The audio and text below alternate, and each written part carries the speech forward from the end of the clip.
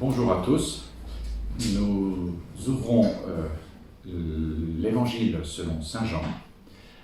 C'est un plaisir qui m'est donné de vous guider et de vous accompagner dans la lecture de ce quatrième Évangile. Ce quatrième Évangile est extrêmement répandu, connu et commenté. Il y a beaucoup de commentaires qui vont d'ailleurs dans tous les sens.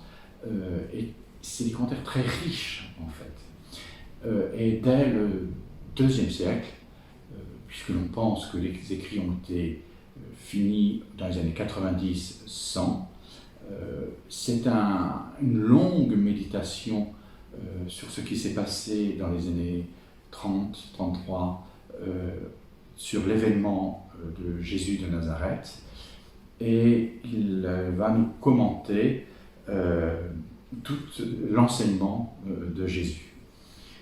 Alors, nous avons différents commentaires. Celui-là nous vient de l'Inde. C'est des courants qui prennent l'évangile de Saint Jean pour découvrir la personne intérieure. Vous avez ici le cercle qui n'a pas de commencement et de fin, et donc le cercle est le sens du divin, et qui nous recentre autour de l'aigle, qui est le symbole de l'évangéliste. L'aigle, parce que c'est cet oiseau qui monte le plus haut dans le ciel et qui peut regarder le soleil en face, la lumière en face.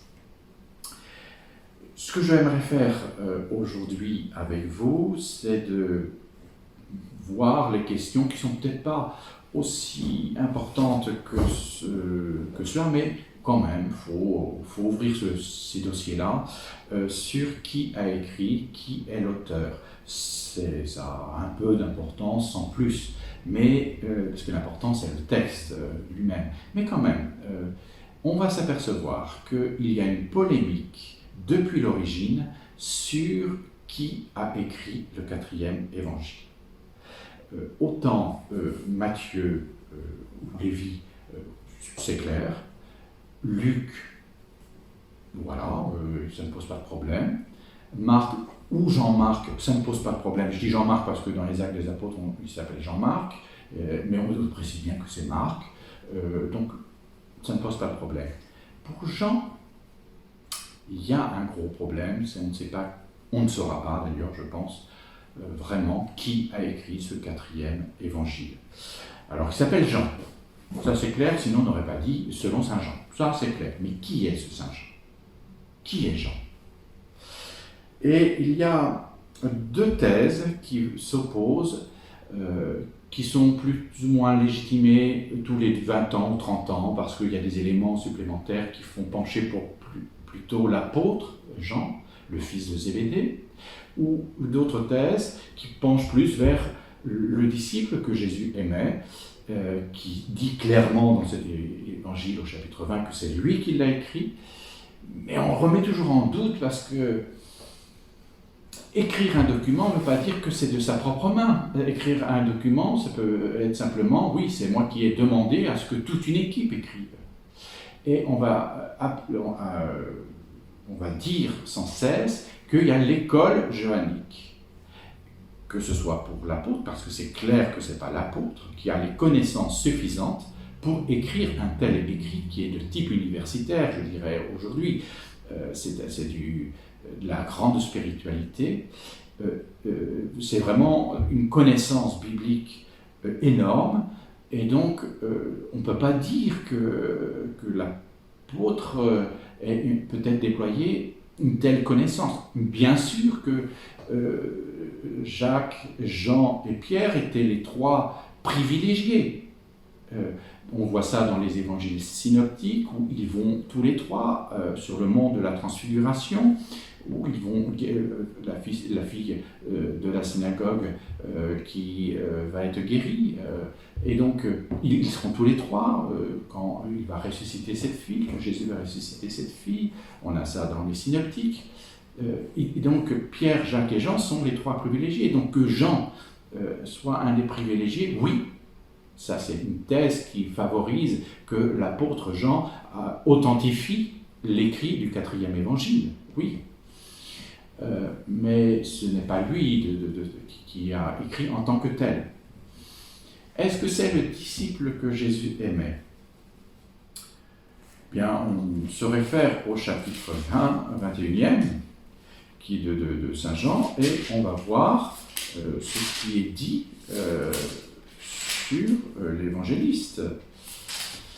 Ce sont les derniers versets. Pierre, ce disciple que Jésus aimait, il est à noter qu'il est toujours avec Pierre. Pierre et ce disciple que Jésus aimait sont l'un avec l'autre. Pierre, s'étant retourné, vit derrière lui le disciple que Jésus aimait, celui qui, au cours du repas, s'était penché vers sa poitrine et qui avait dit « Seigneur, qui est celui qui va te livrer ?» Quand il le vit, Pierre dit à Jésus « Et lui, Seigneur, que lui arrivera-t-il » Jésus lui répondit « Si je veux qu'il demeure jusqu'à ce que je vienne, que t'importe?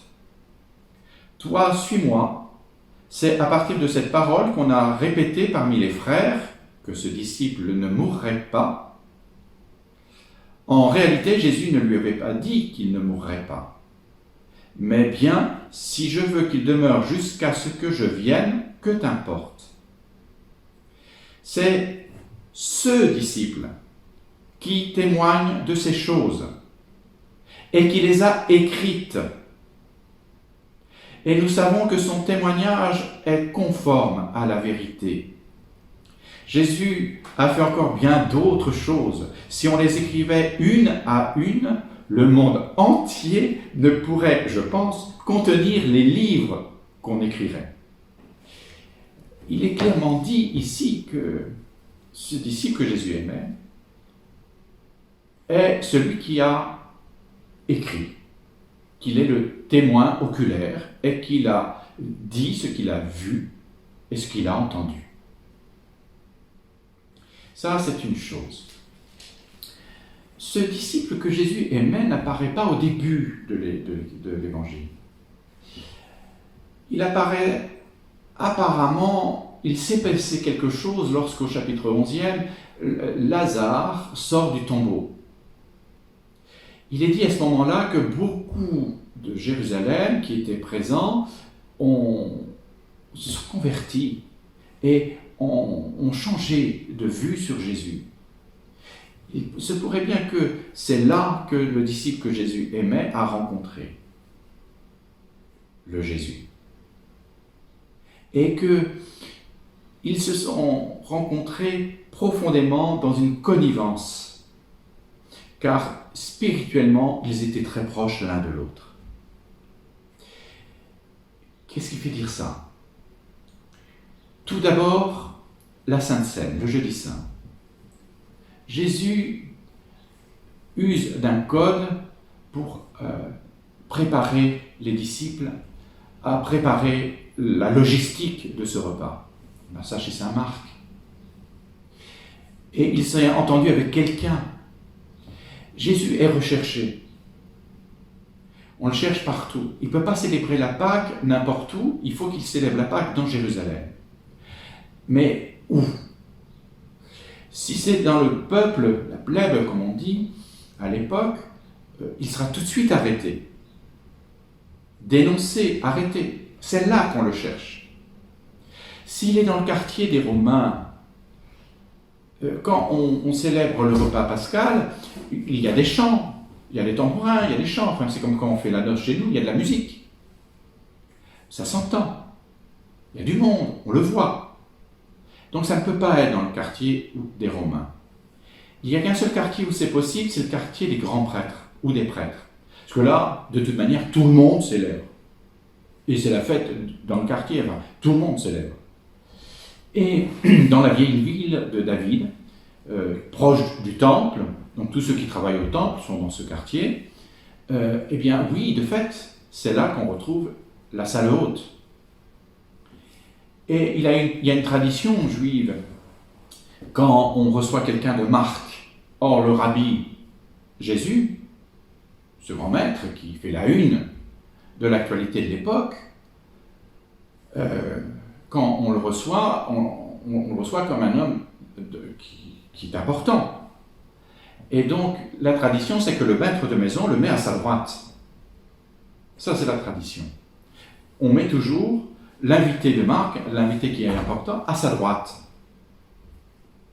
Quand, dans la Sainte Seine, on regarde Jésus, à la droite de Jésus, il y a Saint Pierre, donc c'est celui qui est important, qui vient le premier. Mais à la gauche, c'est le propriétaire. Et qui est le propriétaire? On sait que le disciple que Jésus aimait, donc Jean, posait son oreille sur le cœur de Jésus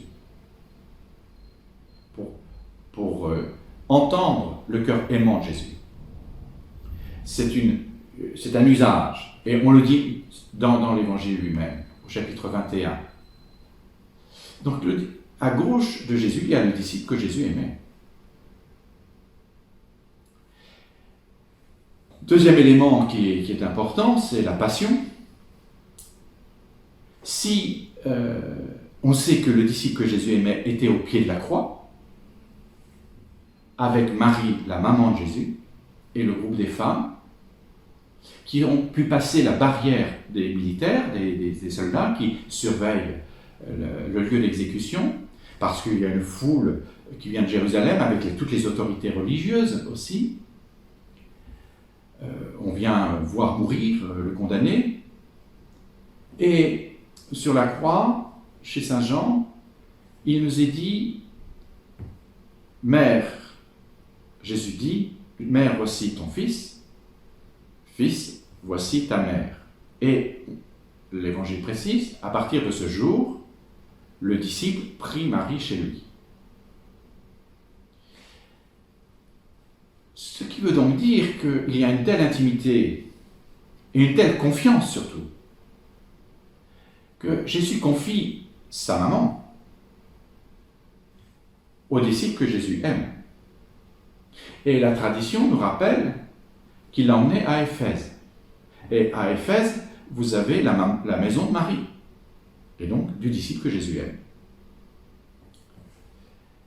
C'est le deuxième élément important. Si c'était Jean l'apôtre qui était au pied de la croix, le fils de Zébédée, cela ne se peut pas.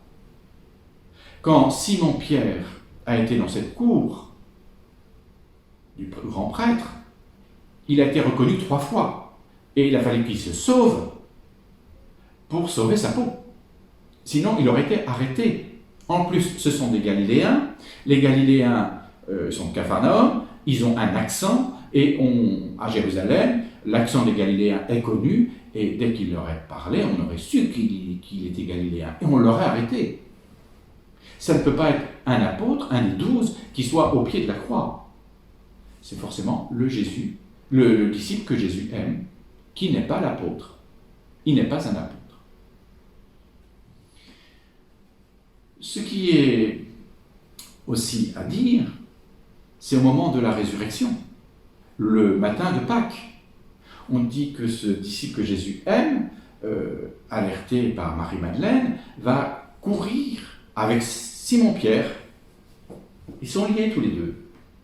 Et il court. Il arrive le premier au tombeau, mais il va laisser Simon-Pierre rentrer.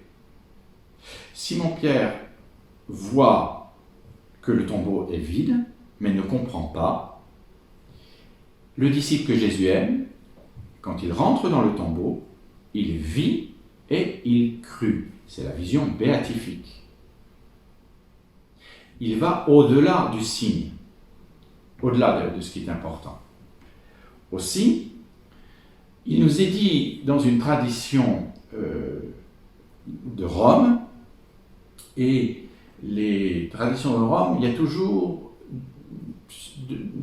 une fumée qui est exacte. Il nous est dit que le corps de Jean a été pris à Éphèse, et mis sur une barque, et qu'à Ostie, le port de Rome, c'est le corps de Jean l'apôtre qui est arrivé.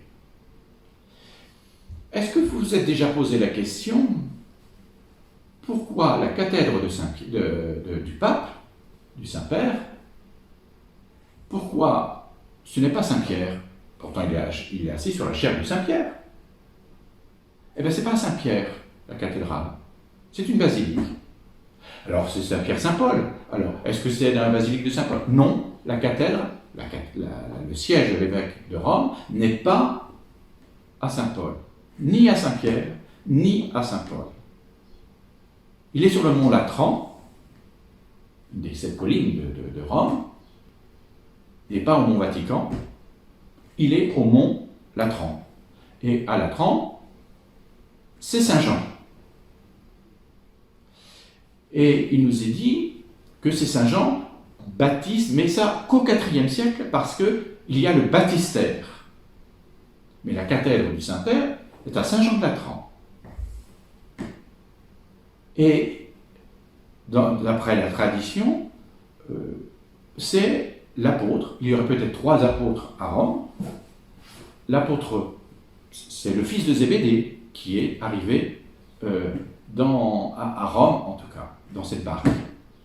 Donc, vous voyez que dès l'origine, nous avons, même dans les commentaires de Pline le Jeune, etc., on nous dit que l'écrivain, c'est le presbytéroi, l'ancien. Presbytéroi, c'est en grec, ça nous a donné en français le presbytère, la maison des prêtres, mais ça veut dire ancien, l'ancien qui est plutôt les prêtres. Donc, c'est le presbytéroi, Jean, qui est à Éphèse. Donc, quand on est sur ce dossier du disciple que Jésus aime, qui, comme écrivain, mais il n'y a pas que lui qui a écrit, parce qu'il y a plusieurs strates dans l'écriture, donc il se pourrait que ce soit quelqu'un qui est, on va le voir, qui a ses entrées, en tout cas au temple et au conseil. Il pourra faire entrer Pierre, on le verra dans la Passion. Il a son entrée, et c'est le seul qui sait ce qui s'est passé dans les conseils qui se sont passés à la nuit, dans le jugement de Jésus. C'est le plus poussé. C'est grâce à lui que l'on a ce qui s'est passé, comment Jésus a été jugé. Et donc ce jugement, c'est lui qui est la référence, parce qu'il était témoin oculaire. Et c'est de lui qu'on sait ce qui s'est passé. Et Marc, ce qu'il reprend, c'est du témoignage du disciple que Jésus aimait. Donc, M. Boimard, qui est un exégète, qui est connu pour la synopse, la synopse de Boimard, tout le bon séminariste a ça dans sa bibliothèque. Quand on dit synopse, c'est quand on met en colonne les évangiles, on s'aperçoit qu'ils ont des documents identiques. Et il y a pas tous, il peut y avoir Matthieu, Marc et Luc, quand on le met en synopse, on voit qu'ils sont faits sur le même plan. Le 4e évangile n'a pas ce plan-là du tout.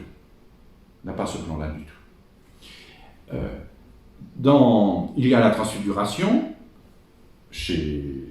dans le 4e évangile, il n'y a pas de transfiguration. Il n'y a pas les béatitudes comme chez Matthieu, il n'y a pas du tout c'est pas la même chose. On n'est pas du tout dans la même approche.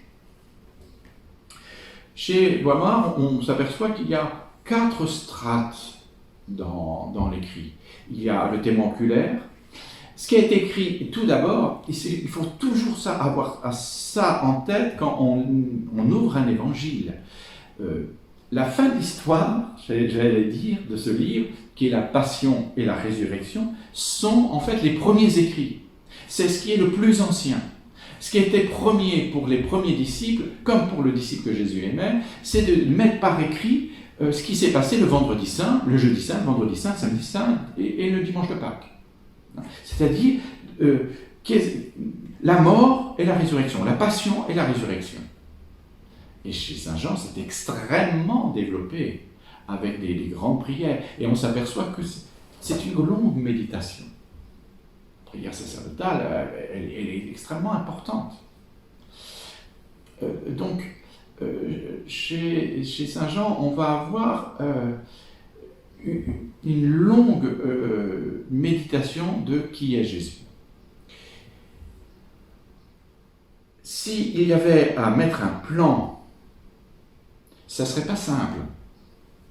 Mais il y aurait quand même 2 grandes parties, et puis un prologue.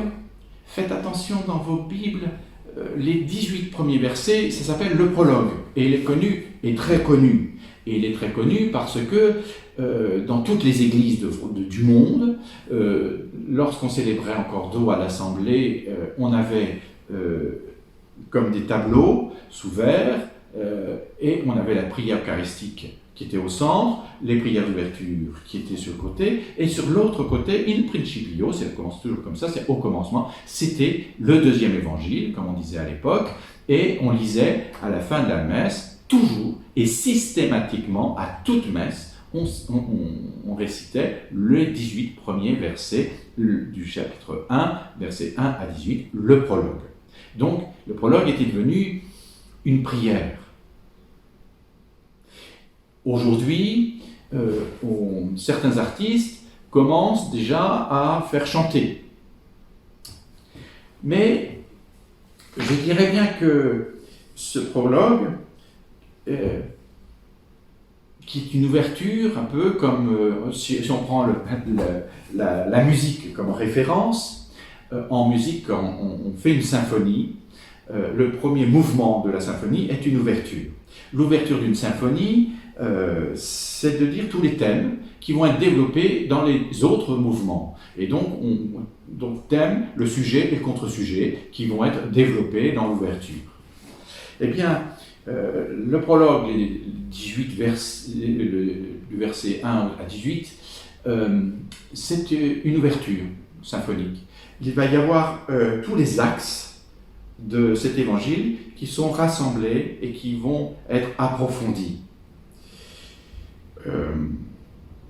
Excepté que l'amour et l'enseignement sur l'Esprit Saint n'est pas présent. Mais ce sera dans la 2e partie. Mais il y aura un prologue, je dirais, narratif, qui fait rentrer dans la vie publique de Jésus. Et le prologue n'est peut-être pas le verset 1 à 18 uniquement, mais il y a les 3 événements qui se passent au chapitre 1er, et même, j'irai jusqu'au chapitre 2, les 11 premiers versets, les noces de Cana, qui font un grand prologue. Le prologue, proprement dit, du verset 1 à 18, est comme une préface d'un livre. Ça, faut que vous ayez ça en tête. C'est comme une préface. C'est-à-dire que ça va annoncer les axes, comme cette ouverture symphonique, mais c'est peut-être pas l'écrivain qui est le témoin oculaire. C'est peut-être d'un autre écrivain, d'un autre philosophe. C'est la 4e couche que montre Boimard. Il y a une 1re, 2e, 3e et 4e. Il s'est écrit tout au long du 1er siècle, cet évangile. Et on sait qu'on peut le dater, il a été édité, on pourrait dire, il était fini, en tout cas achevé, dans les années 90-100. Mais chez Saint Jean, l'événement des années 70, qui est très marqué chez les synoptiques, qui est la chute du temple, la destruction du temple, qui a été un événement horrible, traumatisant pour Israël, on n'en tient pas compte, pas autant en tout cas. Dans l'évangile de Jean, vous n'avez pas de trace de ça. C'est étonnant, mais c'est ainsi. Il est à Éphèse, et il est loin de là. Donc il ne parle pas de ça, de la chute du temple. Ça, c'est quelque chose d'étonnant. C'est vraiment une grosse différence avec les synoptiques. Marc écrit peut-être à Rome, mais pourtant, le chapitre 13 marque bien ce passage avec la chute du temple. On verra dans l'écriture de Jean. S'il y a un plan, il y a un plan avec ces grandes ouvertures, telles que je vous l'ai dit, chapitre 1er, tout le chapitre 1er, et les noces de Cana. On y reviendra très longuement sur les noces de Cana. Et puis il y a la vie publique, ce que moi j'appellerais le livre des signes. Chez Saint Jean, il n'y a pas de miracle. Il y a des signes.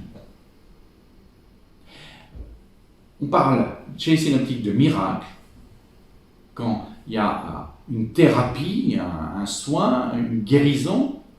Quand on parle de guérison, d'événements spectaculaires, étonnants, non ordinaires, chez Saint Jean, ça s'appelle un signe. C'est très important ça. Le miracle est un signe pour Saint Jean. Lorsqu'il guérit l'aveugle-né, c'est un signe. Quand il réanime ou il ressuscite Lazare, c'est un signe. Autrement dit, chez Saint Jean, pour la vie publique de Jésus, qui sont les 11 chapitres, jusqu'au chapitre 11, voire 12, il vous indique une direction. Si vous dites, vous restez au miracle, qui est écrit très rapidement, chez Saint Jean, on ne s'arrête pas, ça va très vite. C'est que vous regardez le doigt, mais pas la direction. Vous savez, il y a en Chine, on dit toujours, cette petite histoire, si on vous indique la lune du doigt, pour voir la lune, il ne faut pas regarder le doigt. Le doigt ne fait qu'indiquer. Il faut regarder plus loin pour voir la lune. Chez Saint Jean, le signe, c'est exactement ça. Si vous arrêtez au miracle, vous regardez le doigt. Mais vous ne verrez pas l'enseignement, vous ne verrez pas ce que dit le texte. Et qu'est-ce que dit le texte? Lorsqu'il y a un signe de Jésus, il transforme la personne ou l'événement en disciple. Et ce disciple va être missionnaire. Au gré des événements, il va prendre parti pour Jésus. Il va être obligé de rendre témoignage à partir de l'événement qu'il a vécu, de cette guérison qu'il a eue, de cette rencontre privilégiée qu'il a avec Jésus. Cette rencontre, cet événement spirituel qui bouleverse toute sa vie, va le transformer en disciple et en fin de compte, il deviendra missionnaire. Ça, c'est quelque chose. L'évangile de Saint Jean, c'est l'évangile qui fonde le disciple missionnaire. Le livre des signes, c'est le livre des disciples missionnaires. Sans nul doute. Mais vraiment. Et puis la deuxième partie, qui est en fait une longue partie sur la passion et la résurrection. Donc, il est du chapitre 12-13 jusqu'au chapitre 20-21.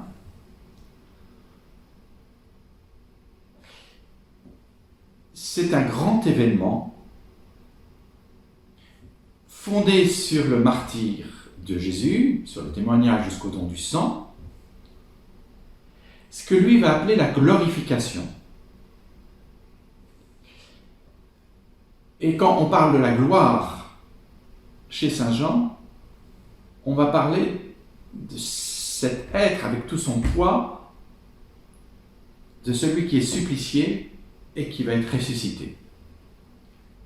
Et le martyr est le lieu de la glorification pour Saint Jean.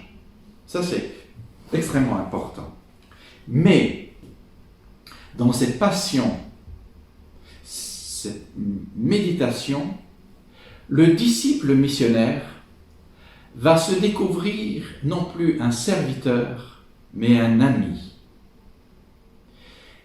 Cet évangile de Saint Jean va vous emmener dans l'amitié avec Jésus. Ça, c'est quelque chose qui est fondamental pour le disciple que Jésus aimait. Le disciple que Jésus aimait, te dit que toi aussi, tu es le disciple que Jésus aime. C'est le grand message de cet évangile. C'est qu'il te fait rentrer dans cette relation avec Jésus, mais comme un ami. On a beaucoup de commentaires sur l'évangile de Saint Jean, non seulement qui par ces deux parties, mais qui présente une théologie de Jésus qui est en fait un Jésus éthéré. Il est tellement divin, tellement solennel, tellement au-delà qu'il n'a plus son côté humain. À mon avis, ce n'est pas la lecture que je vous ferai faire. La lecture qu'on va faire ensemble, c'est la lecture de l'évangile de l'incarnation. Jésus est un homme comme nous. Et il est profondément humain. Quand Lazare est dans la tombe, dans son tombeau, il pleure. Le Jésus de Saint Jean pleure. Il a des affects, du ressenti. Il est sensible. Il est bouleversé. Il est profondément humain. Je ne m'inscris pas du tout dans cette vue de Jésus qui est tellement l'autre. Ça, c'est apocryphe, c'est dans les écrits apocryphes. Dans les écrits apocryphes, on transformait Jésus comme un magicien. Je pense à cet évangile apocryphe où Jésus, enfant, est avec ses copains de Nazareth, ils sont devant un pommier, ils voudraient manger ces pommes, et les branches sont trop hautes. Alors, les copains disent à Jésus, dis donc, fais quelque chose, fais descendre ces branches. Et Jésus commande au pommier de descendre les branches où il y a les pommes, et les enfants peuvent cueillir les pommes parce que Jésus a fait le nécessaire pour cueillir les pommes. Ça, c'est le Dieu magicien. C'est le discours des apocryphes. On n'est pas là-dedans dans Saint Jean. On n'est pas du tout là-dedans. Le Jésus n'est pas un magicien.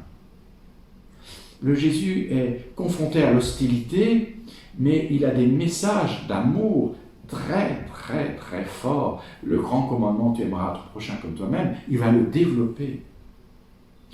Et avec Saint Jean, on devient l'ami de Jésus. Plus que ça. Dans la théologie de Saint Jean, il y a ce Jésus va être nommé le Fils du Père. Il sera Fils du Père. Et chez Saint Jean, c'est la parole qui est le Fils du Père. On verra ça dans le prologue. Mais on le verra aussi. Et il dira même que mon Père est votre Père. Autrement dit, il ne va pas nous laisser simplement au titre d'amis. Il y a non seulement cette amitié, non seulement on devient disciple, non seulement on devient missionnaire, non seulement on devient ami, mais on rentre dans la famille. Jésus est notre frère. Et dans cette théologie-là, nous avons le même Père. Mais lui est engendré, nous sommes créés. Et il se trouve que, grâce à Jésus, nous devenons fils du Père. Et nous pouvons prier en disant, pas mon Père, mais notre Père. Jésus peut dire mon Père. Nous disons, grâce à Jésus, notre Père. Donc nous rentrons dans l'intimité de Dieu. Dans cette théologie, il nous parlera de l'Esprit. C'est sur la croix, Jésus ne meurt pas comme sur les mêmes croix de Marc, ou la croix de Matthieu, ou la croix de Luc, quand Jésus vit sa passion. Il part dans un cri. Ici, il remit l'Esprit. C'est la Pentecôte. C'est l'effusion de l'Esprit Saint. Quand Jésus est élevé, c'est l'ascension entre ciel et terre, sur la croix. La croix de Saint Jean, il est assis à la droite du Père. il est déjà sur son trône. Et il est celui qui remet l'esprit. Et chez lui, l'esprit, c'est comme le vent. Tu ne sais pas d'où il vient, tu ne sais pas où il va, mais tu entends sa voix. Et donc, dans la théologie de Saint Jean, elle est trinitaire, elle nous engage comme fils de l'esprit, enfanté par l'esprit. Et c'est un évangile de la spiritualité, c'est un évangile spirituel parce qu'il est pétri par l'Esprit Saint. Et si tu as l'Esprit Saint en toi, si tu es baptisé, et que tu as l'Esprit Saint en toi, mais si tu n'es pas baptisé, mais que tu as quand même la volonté de dire que Jésus est ton Seigneur et ton ami, tu vas découvrir beaucoup plus que tu penses que tu es le temple de l'Esprit Saint. Ça, on va le découvrir. Comment on lit l'évangile de Saint Jean? Quand on a lu ensemble l'évangile de Saint Marc, on a pris du premier chapitre au 16e chapitre et ça s'est succédé. Je faisais quelques renvois de temps en temps, mais c'est un récit qui se tient. Chez Saint Jean, on ne peut pas faire ça comme ça. Je ferai bien du premier chapitre au chapitre 21, ça c'est sûr. Mais ça nous prendra beaucoup de temps. Parce que ce n'est pas aussi systématique que cela, l'écriture de Saint Jean. L'écriture de Saint Jean, les mots sont simples. Tout le monde comprend les mots de jugement, d'amour, tout le monde comprend ce que c'est que la vigne. Voilà, les mots sont simples. Ce que c'est qu'habiter, demeurer, c'est simple. Mais ce qui n'est moins simple, c'est qu'il va prendre ce mot une fois, puis on va découvrir qu'il travaille avec, puis il revient sur ce mot une deuxième fois, mais pas de manière identique, il y a un élément supplémentaire qui nous fait qu'on a compris davantage les choses, puis on revient sur ce même mot, et il y a un nouvel élément qui fait qu'on comprend encore autre chose, puis il y a un autre événement qui fait qu'on comprend encore autre chose, avec le même mot, et par le mode de la spirale, il nous conduit plus haut vers Dieu. Donc, à chaque fois qu'on rencontrera ce mot, on sera obligé de voir quel est l'élément supplémentaire qui nous fait progresser sur la compréhension du message de Jésus. Autrement dit, voilà ce que je vais vous dire. Le mot jugement, par exemple, dans les 12 premiers chapitres, il revient 15 fois. 15 fois, il va revenir sur ce mot jugement. Et le mot amour viendra 2 fois dans les 12 premiers chapitres. Par contre, du chapitre 13 à 21, le mot amour va revenir 37 fois et le mot jugement va venir que 2 fois. Donc, il y a des choses qui sont dites sur le jugement dans la première partie qui sont importantes. Et dans la deuxième partie, il confirmera ça. Il va lancer le mot amour dans la première partie comme quelque chose d'extrêmement important. Et il va nous le décliner plus de 37 fois dans la deuxième partie. Le mot gloire est aussi quelque chose d'important. Il va intervenir dans le prologue, chapitre 1, verset 14. Il va revenir dans le prologue narratif qui va jusqu'aux noces de Cana, et on verra aussi le mot de gloire dans le chapitre 2, verset 11. Puis il disparaît. Dans ce prologue historique, il va apparaître, mais pas ensuite dans l'Évangile. Et il va réapparaître qu'à la fin de l'Évangile. Par les mots, on fera une lecture plus par le décryptage des mots que moi je prendrais comme des clés de lecture. En prenant des clés de lecture, on ouvrira des sens. On comprendra ce qui est caché derrière ces mots. Ce sera un dévoilement de ces mots. Quand on parle de la vigne, on parle bien plus que de la vigne. Quand il refait couler du vin, le fruit de la vigne, il y a bien plus que du vin. C'est pas du vin, c'est pas la vigne, mais c'est quand même la vigne et le vin. Mais c'est bien plus loin. On ira voir dans les Écritures tout ce que ça veut dire. Donc, on va avoir une lecture qui peut vous paraître étonnante parce qu'on sera toujours à feuilleter dans l'Ancien Testament. Ne croyez pas que ça soit un hasard. Je n'irai pas dans l'Ancien Testament n'importe où. Comme un guide, vous pourrez voir les choses, quand on passe sans un guide dans un musée, c'est sûr qu'on voit tout, mais on ne voit rien. On peut être sur un détail qui nous parle, parce que voilà, on vit tel événement, et on voit tel tableau, on voit telle sculpture, voilà. Mais tous les autres, le pourquoi de la collection, comment on a mis cela en place, pourquoi on l'a mis de telle façon, sur quel thème on s'est appuyé pour que cela puisse donner du sens. Ça, c'est ce que je ferai avec vous, je serai votre guide là-dessus. Alors, laissez-moi peut-être vous perdre de temps en temps sur aller voir Isaïe le serviteur souffrant, aller voir la Genèse, aller voir l'Exode, aller voir Osée, aller voir tel ou tel prophète. Oui, parce que quand on a travaillé Saint Jean et qu'on a regardé un peu le pourquoi il écrit cela, quelles sont l'archéologie, les fouilles derrière ces mots-là, qu'est-ce qu'on fouille, oui, on va trouver du sens. Et ça va complètement transfigurer votre compréhension du texte. Vous ne sortirez pas de cette lecture de l'Évangile comme vous y entrez. C'est un immense bain, vous plongez comme à la piscine dans un énorme bain qu'on appelle toute la Bible. Et on commencera dès le début à aller au livre de la Genèse, dès le début. Car si vous entendez le livre de la Genèse, vous comprendrez ce que le disciple que Jésus aimait veut dire. Il y a, vous savez, il y a une telle complicité avec Jésus que c'est normal que ce disciple soit de connivence avec Jésus parce qu'il était pétri de l'Écriture.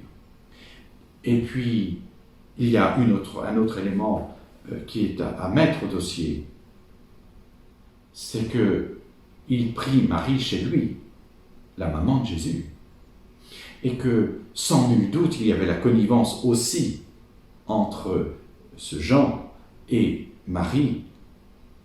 Et cet évangile a été médité aussi. Marie a apporté sa pierre à cet édifice. Dans Saint Jean, Marie n'est pas à toutes les pages. Mais, elle est aux pages essentielles.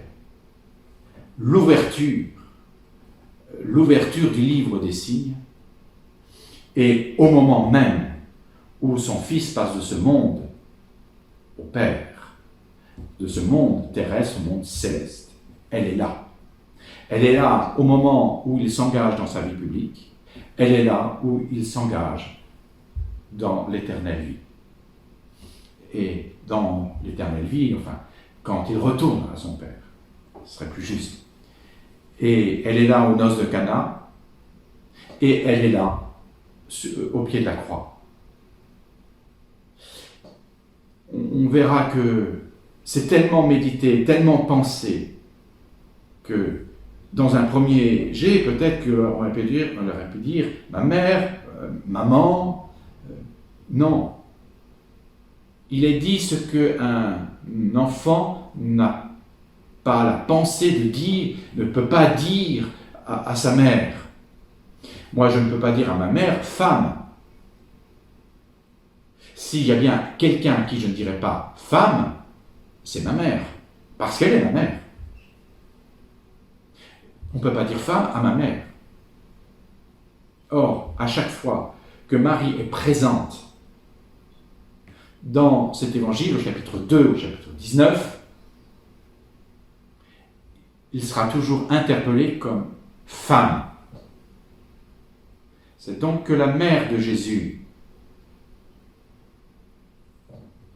est vécue comme la nouvelle Ève, la femme d'Adam, et que celui qui parle est donc le nouvel Adam. C'est donc une recréation, une refondation de l'alliance. Il y a des choses extrêmement fortes chez Saint Jean. Vous êtes l'allié de Dieu. Et cette femme qui est Marie, tout chrétien sait qu'elle est notre mère. Il n'y a pas besoin de dire qu'elle est la mère. On entend femme, mais on sait que c'est Marie, notre mère, et la mère de Jésus. Mais si on entend femme, ça nous renvoie au livre de la Genèse. Ça nous renvoie aux noces, l'épouse et l'époux, le peuple et Dieu qui est l'époux. Ça nous renvoie à un personnage collectif, l'Église, mère de l'Église.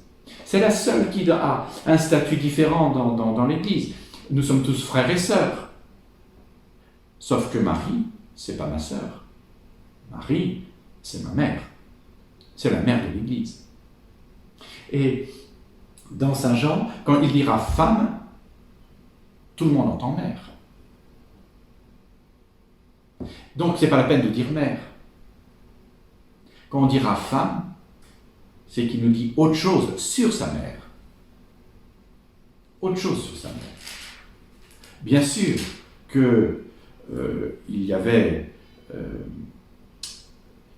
il précise aux noces de Cana, où il était avec ses disciples, on dit quand même que la mère de Jésus y était. Donc, quand on dit femme, on a présenté qu'elle était la mère de Jésus. Donc, le disciple que Jésus aime est quelqu'un d'extrêmement sensible, d'extrêmement délicat, subtil. Voilà, c'est le mot, subtil. Et donc, on rentrera dans ces subtilités qui nous emmènera bien plus loin que ce que nos yeux de chair vont rencontrer en lisant le texte. Il nous fera lire avec les yeux de l'âme et avec les yeux du cœur. Voilà ma conclusion de ce jour. Préparez-vous à lire avec vos yeux de l'âme et les yeux du cœur, car vous allez vous découvrir l'ami de Jésus et le Fils du Père, un des Fils du Père. Jésus est le Fils du Père. Nous sommes un des Fils du Père. Nous sommes de la même famille. Un même sang coule dans nos veines, c'est le sang du Christ. Là, je vais loin, je vais déjà dans la vigne. Mais comprenez que quand je veux dire que c'est les yeux du cœur, les yeux de l'âme que nous ouvrons, c'est qu'on va aller très loin dans la lecture, la compréhension de notre expérience que l'on a avec Jésus, avec Dieu le Père, dans l'unité de l'Esprit Saint. On va très loin dans la compréhension de la mission. Parce que cet évangile, c'est un évangile missionnaire, par excellence. À jeudi prochain. Merci de votre écoute.